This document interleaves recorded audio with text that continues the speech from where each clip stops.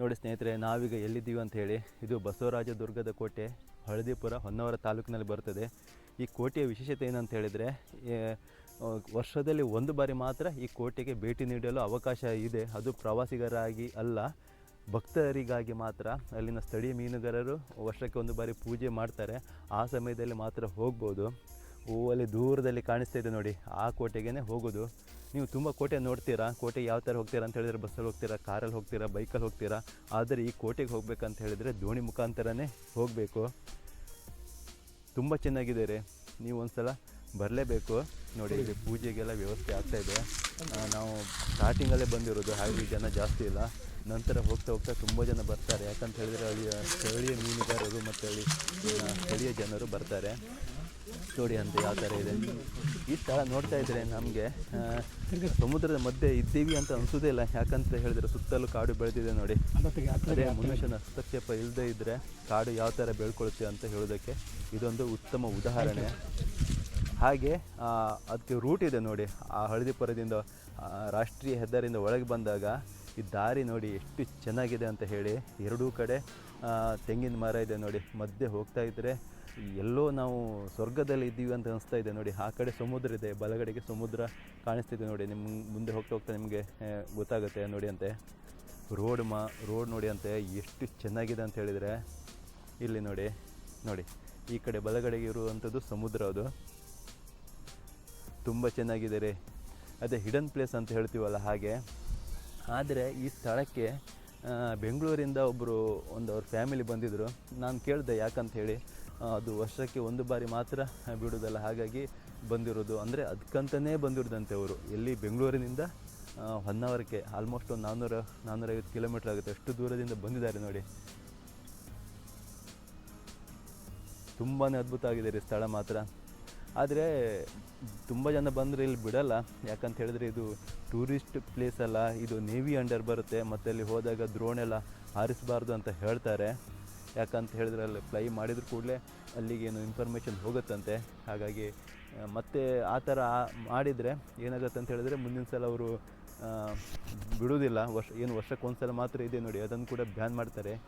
ಈ ಸಲನೂ ಕೂಡ ಅವರು ಪರ್ಮಿಷನ್ ಕೊಡಲಿಕ್ಕೆ ತುಂಬಾ ತೊಂದರೆ ಕೊಟ್ಟಿದ್ದಾರಂತೆ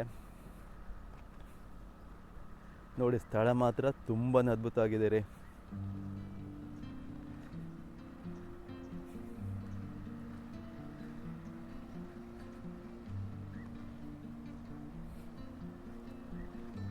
ಆ ಸ್ಥಳಕ್ಕೆ ಹೋದಾಗ ಒಬ್ಬರು ಹೇಳ್ತಾಯಿದ್ರು, ಅಂದರೆ ಫೋನಲ್ಲಿ ಬೇರೆಯವರಿಗೆ ಏನು ಫೋನ್ ಮಾಡಿ ಹೇಳ್ತಾಯಿದ್ರು, ವರ್ಷಕ್ಕೆ ಒಂದು ಬಾರಿ ಮಾತ್ರ ಬಿಡೋದು, ಆಮೇಲೆ ಏನು ಜ್ಯೋತಿಯನ್ನು ಕಾಣಿಸುತ್ತಂತೆ ಅಂತೇಳಿ.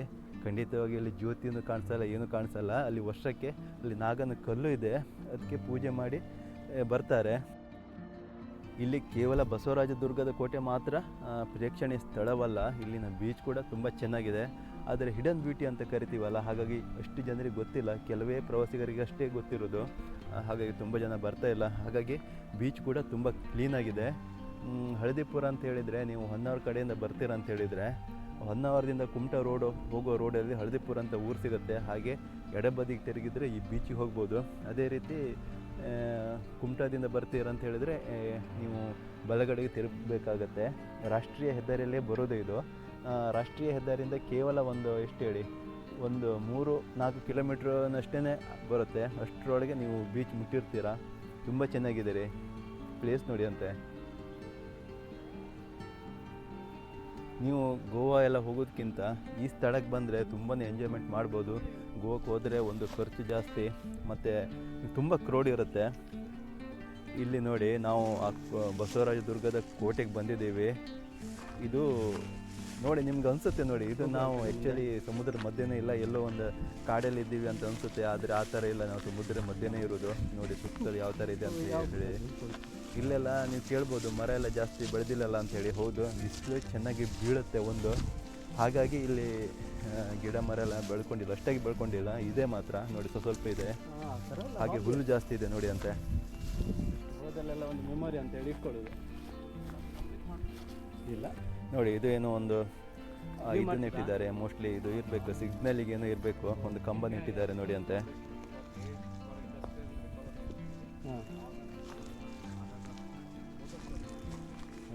ಇವರೇನು ಇದು ಮಾಡ್ತಾರಾ ನಿಮಗೆ? ಹೌದಾ? ನೋಡಿ ಅಲ್ಲಿ ಸಮುದ್ರ ನೋಡಿ, ಅದು ಸಮುದ್ರ ನೋಡಿ, ಅದು ಕಾಣಿಸ್ತಿದೆ ನೋಡಿ, ಅದು ಸಮುದ್ರ. ಮಧ್ಯೆ ಇದ್ದೇವೆ ನೋಡಿ, ಇದು ಕೋಟೆ ಇದು ಆಯಿತಾ, ಬಸವರಾಜದುರ್ಗದ ಕೋಟೆ ಅಂತೇಳಿ. ಎಲ್ಲ ಒಣಗಿ ಹೋಗಿದೆ ನೋಡಿ, ಹುಲ್ಲೆಲ್ಲ ಒಣಗಿ ಹೋಗಿದೆ. ಯಾಕಂತ ಹೇಳಿದ್ರೆ ಜನವರಿ ಅಂತ ಹೇಳಿದರೆ ಇಲ್ಲಿ ತುಂಬಾ ಬಿಸಿಲು ಬಿದ್ದಿರುತ್ತಲ್ಲ, ಹಾಗಾಗಿ ಎಲ್ಲ ಒಣಗಿ ಹೋಗಿದೆ. ಅಂದರೆ ಈಗ ಬೋಟಿಗೆಲ್ಲ ಡೀಸೆಲ್ ಎಲ್ಲ ಇದು ಮಾಡೋದು ಅದು ಇದೆಲ್ಲ ಬರೋದಿಲ್ಲ ನಿಮ್ಮದು ಬೇರೆ ನಿಮ್ಮ ಸಂಶೋಧನೆ ಆ ಟೈಪಾ? ಮತ್ತೊಂದು ವಿಶೇಷ ಏನು ಗೊತ್ತಾ, ನೀವು ಅಂದರೆ ಈ ಥರ ಸಮುದ್ರ ಮಧ್ಯೆ ಇರುವಂಥ ಸ್ಥಳ ಒಂದು 3-4 ಇದೆ. ಒಂದು ಎಲ್ಲಂತ ಹೇಳಿದರೆ ನಿಮಗೆ ಇಲ್ಲಿ ಬರುತ್ತೆ, ಎಲ್ಲಿ ಹೇಳಿ ಮುರುಡೇಶ್ವರದಲ್ಲಿ ಬರುತ್ತೆ, ಅಲ್ಲಿ ನೇತ್ರಾಣಿ ಐಸ್ಲ್ಯಾಂಡ್ ಅಂತ ಹೇಳಿ. ಬಟ್ ಆ ಸ್ಥಳಕ್ಕೆ ಹೋಗಬೇಕಿದ್ರೆ ನೀವು ತುಂಬ ಹೊತ್ತು ಬೋಟಲ್ಲಿ ಕೂತ್ಕೊಳ್ಬೇಕಾಗತ್ತೆ. ಕೆಲವರಿಗೆಲ್ಲ ಸಮುದ್ರದ ಮಧ್ಯೆ ಹೋಗೋದಂದರೆ ಹೆದರಿಕೆಲ್ಲ, ಆ ಥರ ಇದ್ದವರು ಈ ಸ್ಥಳಕ್ಕೆ ಬರ್ಬೋದು. ಜಸ್ಟ್ ಒಂದು 5 ನಿಮಿಷದೊಳಗೆ ನೀವು ದಡದಿಂದ 5 ನಿಮಿಷದೊಳಗೆ ನಿಮ್ಗೆ ಅದು ಬಸವದುರ್ಗ ಕೋಟೆಗೆ ಹೋಗ್ಬೋದು. ಇನ್ನೊಂದು ಎಲ್ಲಿ ನಮ್ಮ ಕಾರವಾರ ಹತ್ರ ಇದೆ ನೋಡಿ, ಅದಕ್ಕೆ ಏನೋ ಒಂದು ಹೇಳ್ತಾರೆ ಕೂರ್ಮಗಡ ಅಂಥೇಳಿ, ಆ ಸ್ಥಳ ಕೂಡ ಇದೇ ರೀತಿಯೇ ಇರುವುದು. ಅಲ್ಲಿ ಕೂಡ ಹೋಗಿ ವರ್ಷಕ್ಕೊಂದ್ಸಲ ಹೋಗಿ ಪೂಜೆ ಮಾಡಿ ಬರ್ತಾರೆ. ಆ ಸ್ಥಳಕ್ಕೆ ಹೋಗಬೇಕಿದ್ರೂ ನಾವು ತುಂಬ ಹೊತ್ತು ಬೋಟಲ್ಲಿ ಕೂತ್ಕೊಳ್ಬೇಕಾಗತ್ತೆ.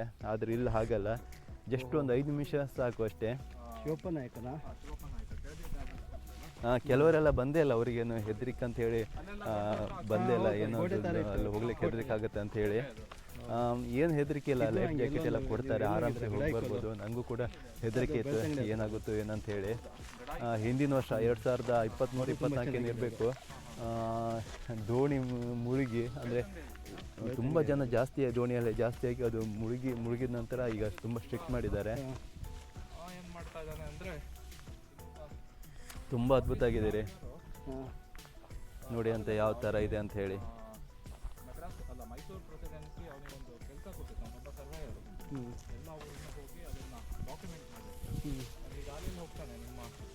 ಒಂದು ವೇಳೆ ನಿಮಗೆ ಈ ವಿಡಿಯೋ ಇಷ್ಟ ಆದರೆ ನಾನು ಇನ್ನೊಂದು ವಿಡಿಯೋ ಅಪ್ಲೋಡ್ ಮಾಡ್ತೇನೆ.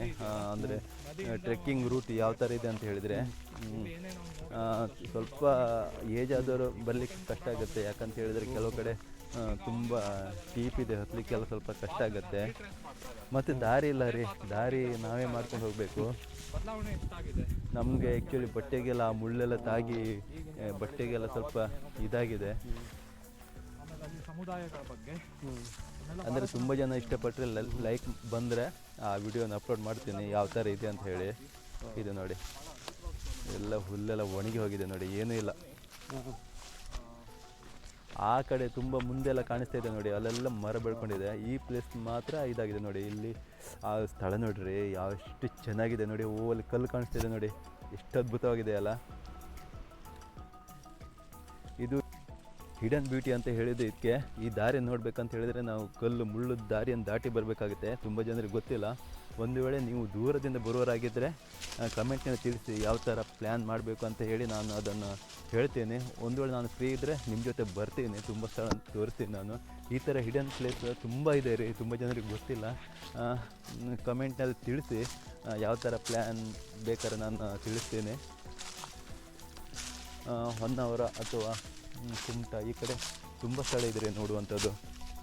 ನೋಡಿ ದಾರಿ ಯಾವ ಥರ ಇದೆ ಅಂತ ಹೇಳಿ. ದಾರಿ ನಾವು ಮಾಡ್ಕೊಂಡು ಹೋಗಬೇಕು, ದಾರಿ ಏನೇ ಇಲ್ಲ ಇಲ್ಲಿ. ಯಾಕಂದರೆ ವರ್ಷಕ್ಕೆ ಒಂದು ಬಾರಿ ಮಾತ್ರ ಬರುತ್ತಲ್ಲ, ಹಾಗಾಗಿ ದಾರಿ ಎಲ್ಲ ಮುಚ್ಚಿ ಹೋಗಿರುತ್ತೆ. ನೋಡಿ ಯಾವ ಥರ ಇದೆ ಅಂತ ಹೇಳಿ.